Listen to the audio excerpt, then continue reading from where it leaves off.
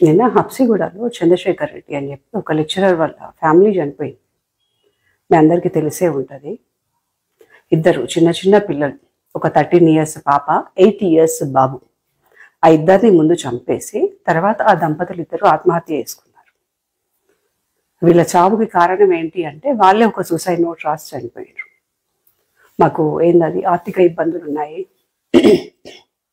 6 months నుండి job లేదు, ఏం చేయాలో అర్థం కావట్లేదు, అందుకే ఇంకా అప్పుల పాలవక ముందే చనిపోతున్నాము అని చెప్పి, మా చావుకి ఎవరు కారణం కాదు అని. ఎంత పద్ధతిగా రాసిండ్రో అసలు. అసలు వాళ్ళ చావుకి కారణం ఎవరు? ఇంత చనిపోవాల్సినంత కష్టం ఏముంది? 6 నెలలు జాబ్ లేకపోతేనే చనిపోతే కొన్ని సంవత్సరాల నుండి ఖాళీగా ఉన్న వాళ్ళు చాలా మంది ఉన్నారు. ఎంతసేపు రెడ్లు రెడ్లు రెడ్లు రెడ్లు అని రెడ్లను తిడుతూనే కాలం వెళ్ళబుచ్చాలు చాలా మంది ఉన్నారు. చింతపండు నవీన్ లాంటి వాళ్ళు. వాడికి రెడ్లను నోటికి వచ్చినట్టు రెడ్లను తిట్టాలా? రెడ్లంటే అడిగే దిక్కు దీము అంటూ ఉండదు. అందుకని చెప్పి రెడ్ల మీద పడి బతకాలంతే. రాత్రికి రాత్రి ఓవర్-నైట్లో హీరో అయిపోదామన్నా అది. మా రెడ్లల్లో కూడా పేదవాళ్ళు ఉంటారన్న విషయం తెలుసా? కళ్ళకు గట్టినట్టు వీళ్ళు చూపిస్తున్నారు. ఇప్పుడు నేను చనిపోయిన ఆ జంటనే ఆదర్శం. 40 ఏళ్ళంట పాపం ఆయనకి, లెక్చరరు, 35 ఏళ్ళ అమ్మాయి. ఎంత కష్టం వస్తే పిల్లల్ని పిల్లల్ని చంపుకుంటారు. కోడి కూడా కోడి పిల్లల్ని జాగ్రత్తగా కాపాడుకుంటుంది కదా. అలాంటిది ఒక తల్లి, కన్న తల్లి, ఆమె చేతులతోనే పిల్లల్ని చంపుకుంది అంటే ఆ తల్లికి ఎంత పెద్ద కష్టం వచ్చి ఉంటుంది పాపం. ఈ కుల సంఘాలు ఎక్కడ పోయినాయి? కుల సంఘాలు అక్కడ దంపతులు, తల్లి తండ్రి, 2 పిల్లలు, 4 శవాలు అక్కడ ఇంట్లో ఉంటే వీళ్ళు పోయి అక్కడ ఉమెన్స్ డే సెలబ్రేషన్స్ చేసుకుంటున్నాయి మా రెడ్డి సంఘాలు.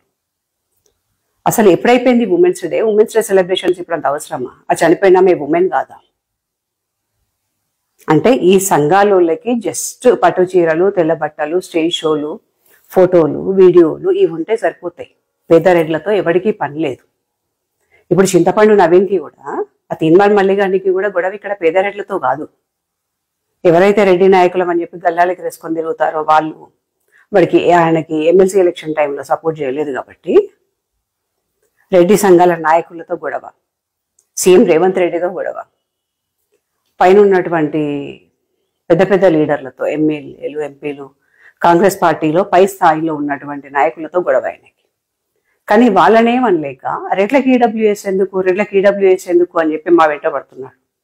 అరే ఎదవా, రెడ్లున్నది 3%, రెడ్లు 3% కదా, వాళ్ళకెందుకు ఈడబ్ల్యూఎస్ అని అరుస్తున్నదే.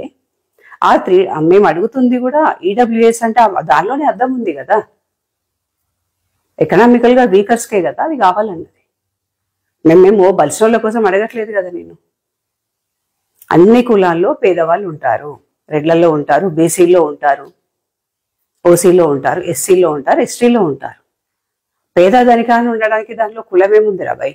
ఏ కులంలో అయినా ఉంటారు. తిప్పి కూడా రెడ్లల్లో 10 మందిలో ఇద్దరు మాత్రమే హైఫై ఉంటారు. బై బర్త్ గోల్డెన్ స్పూన్తో పుట్టిన వాళ్ళు ఉంటారు. చాలా మంది కష్టాలు పడుతూనే ఉన్నారు. ఎప్పుడో గతంలో తాతల కాలంలో రాసిన రాజ్యాంగాన్ని పట్టుకొని, అప్పుడు అంబేద్కర్ గారు రాజ్యాంగం రాసిన టైంలో నా ఫ్యామిలీ కూడా, అన్ని రెడ్డ ఫ్యామిలీస్, ఊర్లలో కొన్ని ఫ్యామిలీసే ఉండేటి. ఆ ఫ్యామిలీస్ ఏంటి అంటే ఉమ్మడి కుటుంబాలు, బోలెడన్ని ఎకరాలలో భూములు, పెద్ద పెద్ద ఇండ్లు. అది ఒకప్పుడు. ఆ రోజులు పోయినాయి. ఎందుకంటే ఎప్పుడో మా తాత నేతలు నాకేటోడు, నేను ఇప్పుడు వెళ్ళి ఆ మూతిని వాసన చూస్తా అంటే వాసన చూస్తే కడుపు నిండదు కదా అబ్బాయి. ఇప్పుడు మనం ఏంది అన్నది ముఖ్యం. అట్లా ఆ లెక్కన చూసుకుంటే అప్పుడు మా తాత దగ్గర, మా పెద్దవాళ్ళ దగ్గర మీ వాళ్ళందరూ చేతులు కట్టుకొని ఉండేవాళ్ళుగా మిగతా కులం వాళ్ళు, అయ్యా బాంచనని. ఇట్లా ఇప్పుడు ఉంటున్నారా మీరు? మా పక్కనే కూర్చుంటున్నారు కదా, అందరం కలిసిమెలిసి అన్నదమ్ములాగా ఉంటున్నాం కదా. అంటే పక్కన కూర్చునేటప్పుడేమో కులాలు అడ్డు రావు, రిజర్వేషన్లు అనేసరికి మాత్రం నీ కులాలు అడ్డు వస్తున్నాయా? ఏమన్నా ఎంతవరకు కరెక్ట్ ఇది? మందకృష్ణ మాదిగ, ఆయన పేరు చివర మాదిగ అని పెట్టుకుంటే అది గ్రేట్. అదే లతారెడ్డి, రెడ్డి అని పెట్టుకుంటే అబ్బో రెడ్డి అంట, బలుపు, జాము, ఫక్కరు, మక్కరు, రకరకాల పదాలు. రిజర్వేషన్లు దొబ్బి తింటున్న మీరే పేర్ల చివర తోకల్లో లీచుకుంటున్నారు. మా కాళ్ళ మీద మేము బతుకుతున్నాం, మా కష్టంతో మేము తింటున్నాము. మేము పేర్ల చివర రెడ్డి అని పెట్టుకుంటే తప్పేముంది రాబాయ్? స్టిల్ ఇప్పటికైనా మేము రెడీ. మా పేర్ల చివర ఉన్న రెడ్డి తీసేసి మీతో పాటు కలిసి నడవడానికి. రిజర్వేషన్లు వదులుకొని తోకలు తీసేసి మాతో కలిసి నడవడానికి మీరు రెడీయా? రా అందరం కలిసి యుద్ధం చేద్దాం. ఇప్పటి నుండి కొత్త యుద్ధం స్టార్ట్ చేద్దాం. నీతో పాటు నీ వెనుకనే ఉంటామన్నా, మేము నీ వెనుకనే ఉంటాం. నెక్స్ట్ నువ్వే సీఎం అయ్యావు, నిన్నే సీఎం చేస్తాం. రిజర్వేషన్లు మొత్తం తీసేయాలా, కులాల తోకలు కూడా తీసేయాలా. ఉన్నాయి రెండే కులాలు, ఉన్నోడు లేనోడు. కులాల ప్రాతిపదికన కాకుండా ఆర్థిక స్థితిగతుల ప్రాతిపదికన రిజర్వేషన్లు కేటాయించాలి. ఈ విషయంలో పోరాడటానికి చింతపండు నీ వెనక మేము రెడీగా ఉంటాం. నువ్వే ముందు వరుసలో ఉండు. అప్పుడు కేసీఆర్ యుద్ధం చేసిండు కదా టీఆర్ఎస్ తీసుకురావడానికి. ఇప్పుడు నువ్వు రిజర్వేషన్లు ఆపేయడానికి ఈ రెండు కులాలు అని చెప్పి తీసుకురావడానికి మరో రాజ్యాంగం రూపకర్తవి నువ్వే అయ్యేవు. రా ముందుకి. అంతేగాని ఆడ కూర్చొని మైక్ ఉంది కదా అని చెప్పి నువ్వేదో షైన్ అవ్వడానికి రెడ్ల మీద వాడు ఉరడాలు ఇవన్నీ మానుకో ఇప్పటికైనా. అయ్యా మా రెడ్డి సంఘాల నాయకులారా, బతికే ఉన్నారా నాయన మీరు? నిన్న ఒక ఫ్యామిలీ చనిపోయింది. అసలు వాళ్ళు ఎందుకు చనిపోయినో తెలీదు. వాళ్ళకు ధైర్యం ఉంది, చనిపోయినరు. అట్లా చావలేక బతుకుతున్న వాళ్ళు చాలా మంది ఉన్నారన్న. మీరు పేదరెడ్లు పేదరెడ్లు పేదరెడ్లు అని చెప్పి వాళ్ళ పేర్లు చెప్పుకొని వాళ్ళ పేర్లతో మీరు పెద్దోళ్ళు అయిపోతున్నారు.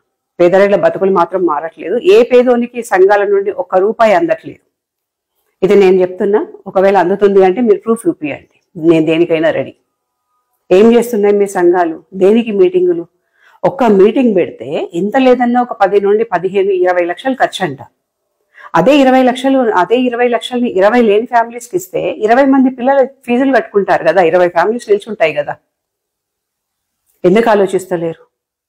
అయ్యా రెడ్డి నాయకులారా, మీరు బతికున్నారా పోయినరా తెలియట్లేదు అయ్యా.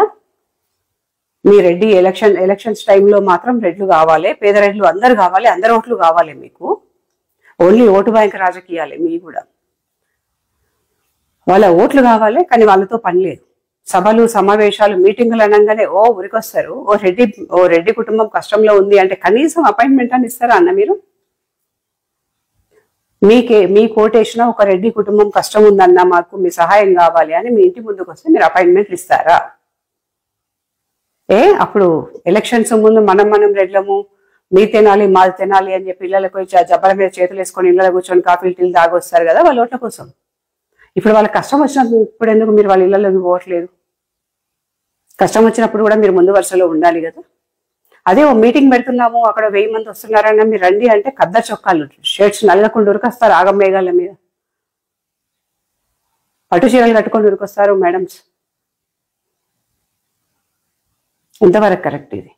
లేనోడు వేరే కులపోడు మనల్నే తిడతాడు, మన కులపోళ్ళు మన పేదోళ్ళనే తిడతారు. ఎన్ని రోజులు బతుకుతారు ఇంకా వీళ్ళ పేర్లు చెప్పుకొని? పేదోళ్ళ ఓటు హక్కు లేదా? ఉంది కదా. వాళ్ళకెందుకు రిజర్వేషన్లు ఉండవు? పుసుక్కన ఏదన్నా పని మీద బయటకెళ్తే అక్కడ ఎవడన్నా ఓ మాట జారితే అరే ఏంది ఇది అంటే కథ అట్రాసిటీ పెట్టేస్తారు.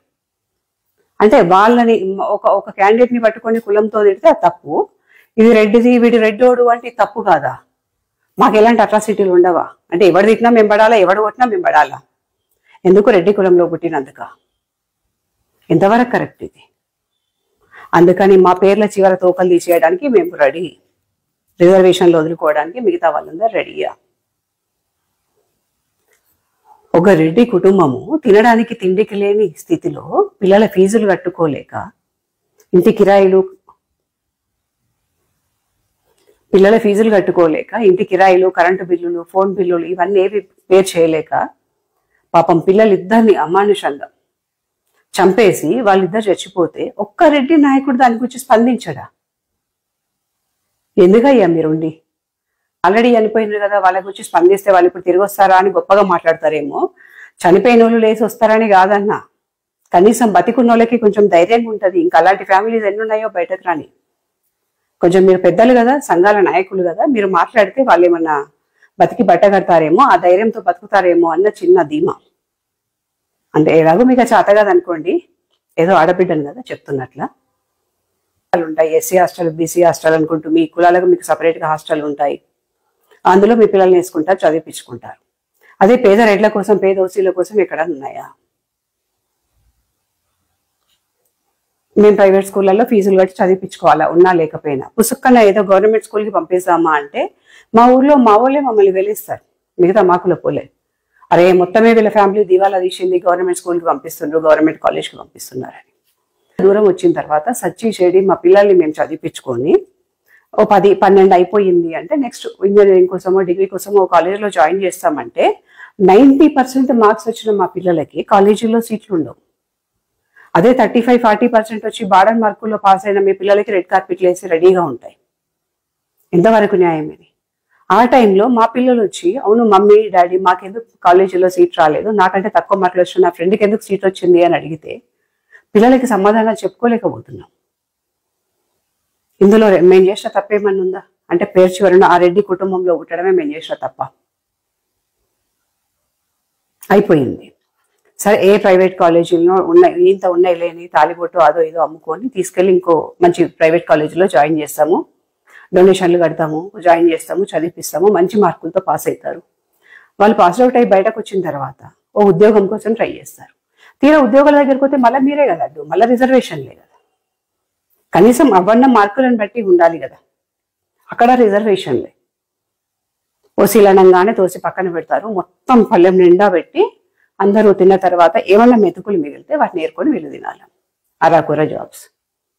సరే గవర్నమెంట్ జాబ్స్ లేవు, ఇంకా ఏమన్నా కష్టపడి ఎవడి కాల్లో పట్టుకొని ఏ లోనో తీసి అప్పో సప్పో చేసి విదేశాలకు పంపించేసి అక్కడన్నా 4 రాళ్ళు సంపాదిస్తారు అంటే చేసిన అప్పులు తీరట్లేదు వాళ్ళు పంపే డబ్బులతో. సరే వాళ్ళు అక్కడ హ్యాపీగా ఉన్నారా అంటే సొంత ఊరు సొంత దేశాన్ని వదిలేసి ఇంకో దేశం పోయి అక్కడ వాళ్ళు ఏం పని చేసి ఎట్లా బతుకుతున్నారో తెలియదు. ఇక్కడ ఏం చెప్పుకుంటారు మళ్ళీ మీరంతా, వీళ్ళకేంది రెడ్డోళ్ళు తీసుకుపోయి వేరే దేశం అమెరికా వేయింది, వాళ్ళ అమ్మాయి అమెరికా వేయింది, వాళ్ళ అబ్బాయి ఆస్ట్రేలియా వేయండు, వాళ్ళకేం తక్కువ పోయింది, వాళ్ళకెందుకు రిజర్వేషన్లు. అయిపోయాయి. మా సావు మేము చేస్తే మళ్ళీ మా మీదనే రాయేయాలి. ఇది అయిపోయింది. ఏదో రోగం వస్తుంది, మా టైం బాగాలేక సడన్ ఏ రోగము వస్తుంది. మీకు ఆరోగ్యశ్రీలు, వైట్ రేషన్ కార్డులు, అన్ని రకాల ఫెసిలిటీస్. అదే హాస్పిటల్కి మీరు మీరు ఆరోగ్యశ్రీ పట్టుకొని పోతే, మీరు వైట్ రేషన్ కార్డు పట్టుకొని పోతే మేము అక్కడ లక్షలు బిల్లు కట్టాలి కార్పొరేట్ హాస్పిటల్లో. ఒకవేళ బిల్లు కట్టడానికి డబ్బులు లేకపోతే సావాలంతే, ఇక వేరే ఆప్షన్ కూడా లేదు. అయినా రెడ్డోడు, ఆ సావులో కూడా రెడ్డోడు, వాడికి ఏందే రెడ్డోడు. మా దరిద్రం ఏంటంటే పుట్టి పెరిగిందంతా మంచి కుటుంబాల్లో కాబట్టి చినిగిపోయిన బట్టలు కట్టుకోలేము, ఆ చిల్లరకు ఉండలేము. ఉన్నంతలో మా కడుపులో ఏమున్నా లేకపోయినా కడుపు మార్చుకొని ఉన్నా కూడా చూడడానికి మాత్రం హైఫైగా రెడీ అయి ఉంటాం, హుందాగా బతుకుతాం. ఈ హుందాతనాన్ని చూసి మీకేమనిపిస్తుంది అంటే ఓ వీళ్ళు కోటీశ్వర్లు, వీళ్ళు రెడ్లు. ఇది పరిస్థితి. చాలా ఉన్నాయి. 100 ఫ్యామిలీస్, 100 రెడ్డి ఫ్యామిలీస్ ఉంటే అందులో ఒక 10 ఫ్యామిలీస్ కూడా హైఫైగా ఇప్పటికీ అన్ని రకాలుగా ఉన్నవాళ్ళు లేరు. చెప్తే నమ్మరు. 90 కుటుంబాలు దీన స్థితిలోనే ఉన్నారు, కానీ వాళ్ళు బయటపడరు. ఏం లేనోళ్ళనే ఈ కింది స్థాయిలోనే ఒక వేరే క్యాస్ట్ వాళ్ళు ఇదే హైదరాబాద్ వచ్చిందనుకోండి, నేను వచ్చినా పొట్ట చేత పట్టుకొని వచ్చిన, ఇక్కడ ఏ ఉద్యోగం లేదు, పిల్లల ఫీజులు కట్టాలా, బిజినెస్లు నడవట్లేదు, ఏదో మా కర్మగాలి ఏదో పని చేసుకుంటూ అష్ట కష్టాలు పడుకుంటూ బతుకుతున్నాం. అదే వేరే కులపోళ్ళు అయితే రోజు భార్యాభర్తలు ఇద్దరు కూలి పని చేసుకున్నా కూడా 1200-1500 వస్తాయి కదా, ఫ్యామిలీ గడిచిపోద్ది కదా. అదే పని మేము చేయలేము, నిజంగా మేము చేయలేము. ఎందుకంటే పేరు చివర ఆ తోక ఉంది, మాకు రెస్పెక్ట్ అనేది అడ్డు వస్తుంది. అదే ఆ తోక లేదనుకోండి, మీతో పాటు మేము కూడా కలిసి పనిచేస్తాం. ఎందుకు రెక్కాడితే కానీ డొక్కాడని బతుకుడు, ఆ తోకతో ఏమన్నా కడుపు నిండుతుందా? మాకు లేదు కదా. అందుకే రెడ్లు అని అనేటప్పుడు ఆలోచించండి. ఇంకా చెండాలం ఏంటంటే ఒక బీసీనో ఒక ఎస్సీనో ఎవడన్నా బయట వచ్చి ఒక మాట అన్నాడు అనుకోండి, వెంటనే కులపోలు మొత్తం మంది కలిసి మీద పడతారు. మా వాళ్ళు మంచి పని అయింది అనుకుంటారు. వేరే కులపోనికి ఏమైనా చిన్న కష్టం వచ్చింది అనుకోండి, వెంటనే ఒక 100 మంది అక్కడ గుమ్మి కొడతారు. చుట్టుపక్కల వాళ్ళు, చుట్టాలు, ఫ్రెండ్స్, ఆ కులపోళ్ళు ఎక్కడుంటే అక్కడ మా కులపోనికి కష్టం వచ్చింది, మా ఊనికి కష్టం వచ్చింది అని చెప్పి చుట్టాలందరూ తల వచ్చి వేస్తారు. అదే మా రెడ్లల్లో, ఓసీలలో ఏదైనా కష్టం వచ్చింది అనుకోండి, ఇంకో 4 రాళ్ళు వేస్తారు. అబ్బాయి అయిపోయింది వాళ్ళ చాప్టర్ క్లోజ్. ఇంకో 4 రాళ్ళు వేస్తే కథం, అమ్మల్లా వాళ్ళకంటే మేము పురుషతుకుంటున్నామని. ఇది మా దరిద్రం. పక్క కులపోనికి మేమే టార్గెట్, మా కులపోనికి మేమే టార్గెట్, అందులో ఉన్నోడికి లేనోడికి మేమే టార్గెట్, ఇందులో ఉన్నోడికి మేమే టార్గెట్. ఇది పరిస్థితి. మేము ఇట్లా ఉన్నాం కాబట్టి చింతపండు కాని లాంటి వాళ్ళు నోరు లేస్తున్నాయి. ఆడేవాడు అంజయ్ యాదవ్ అట, ఇంకెవడో తలకు మాసినవాడట, ఒక్కడి నోరు లేస్తూనే ఉన్నాయి. ఇంతమంది ఇన్ని మాట్లాడుతున్నారు, ఇన్ని రెడ్డి సంఘాలు ఇన్ని మీటింగులు పెడుతున్నాయి. ఒకళ్ళని మించి ఒకళ్ళు పోటీపడి మీటింగులు పెడుతున్నారు, పోటీపడి ప్రెస్ మీట్లు పెడుతున్నారు, రెడ్లను చేసుకుంటున్నారు. ఇందులో ఒక్కడన్నా ముందుకొచ్చి చచ్చిపోయిన రెడ్డి ఫ్యామిలీ గురించి మాట్లాడిందా? అయ్యో పాపం చంద్రశేఖర్ రెడ్డి ఫ్యామిలీ ఎందుకు అట్లా చచ్చిపోయింది. ఒక కోడి కూడా గుడ్లు పెట్టినప్పటి నుండి పిల్లలు అయ్యే వరకు పిల్లల్ని కంటికి రెప్పలా కాపాడుకుంటుంది. అలాంటిది ఒక తల్లి 2 పిల్లల్ని చంపేసుకుంది అంటే అందుకు ఎంత పెద్ద కష్టం వచ్చి ఉంటుంది. నిజంగా ఇదే వేరే కులం వాళ్ళైతే చచ్చిపోకపోతుండేనేమో, ఎవరు సపోర్ట్ తీసుకుంటుండే, ఎవరు హెల్ప్ చేస్తుండే. ఖచ్చితంగా మేము రెడ్లం కదా, బయటకు చెప్పుకోలేం. అవసరమైతే చచ్చిపోతాం కానీ బయటకు చెప్పుకోలేం, అహం అడ్డొస్తుంది. ఇది మా పరిస్థితి.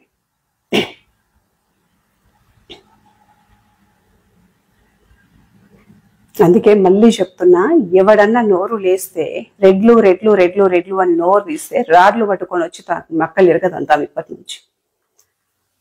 రెడ్లిన్లలో, ముఖ్యంగా పేద రెడ్లిన్లలో తండ్రి కంటే తల్లికే ఆ కుటుంబ బాధ్యత భారం ఎక్కువ ఉంటుంది.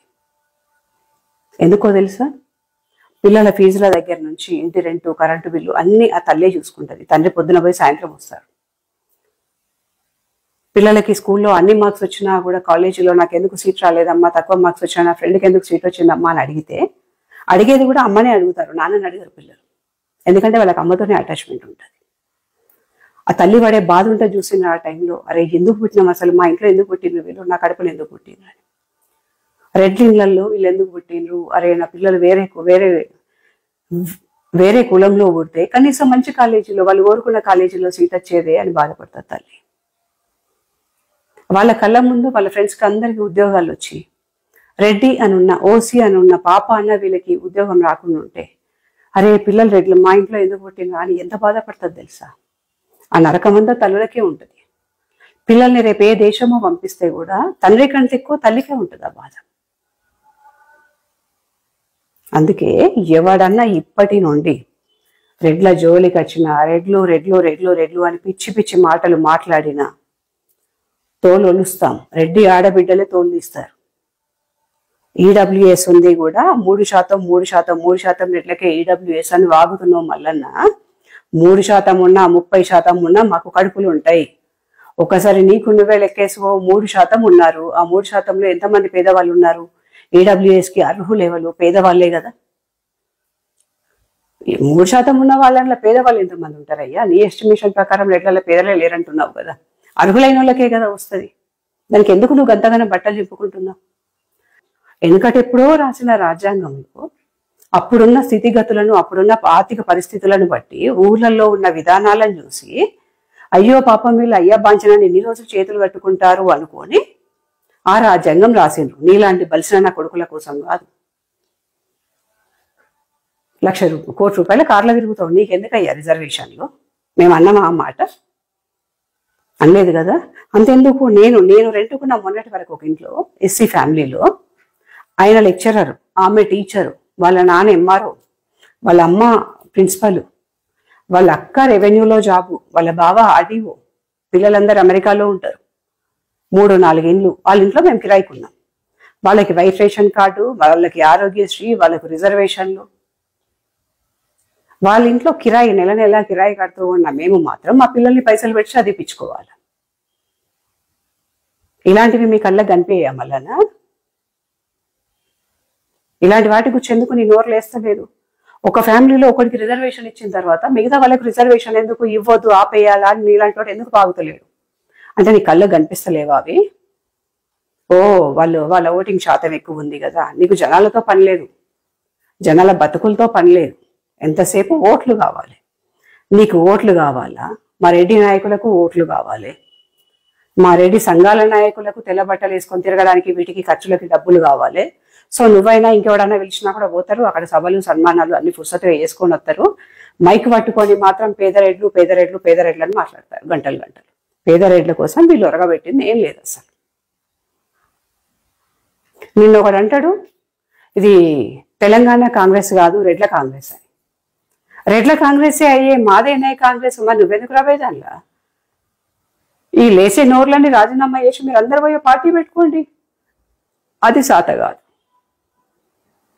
రెడ్ల కాంగ్రెసే కదా, మా సీఎంఏ కదా, మరి రెడ్డి సీఎంఏ కదా. నేను రెడ్డి కుటుంబం ఎందుకు చచ్చిపోయింది? మరి తలకాయలు ఉన్నాయా మీకేమన్నా? మెదటి పని చేస్తున్నాయా? మీ స్వార్థానికి వాడికి ఎమ్మెల్సీ ఇవ్వలేదని వాడు, వీడికి మంత్రి పదవి ఏదో ఇవ్వలేదని వీడు, ఎవడి స్వార్థానికి వాడు కులాలు కులాలు కులాలని చెప్పి రెడ్ల మీద వాడు ఏడ్చి ఏడ్చి ఏడ్చి ఒక కుటుంబాన్ని అయితే బలి తీసుకున్నారు. కనీసం ఆ ఈడబ్ల్యూఎస్ దయ వల్ల నాలాంటి తల్లులు నలుగురన్నా ఆనందపడతారు.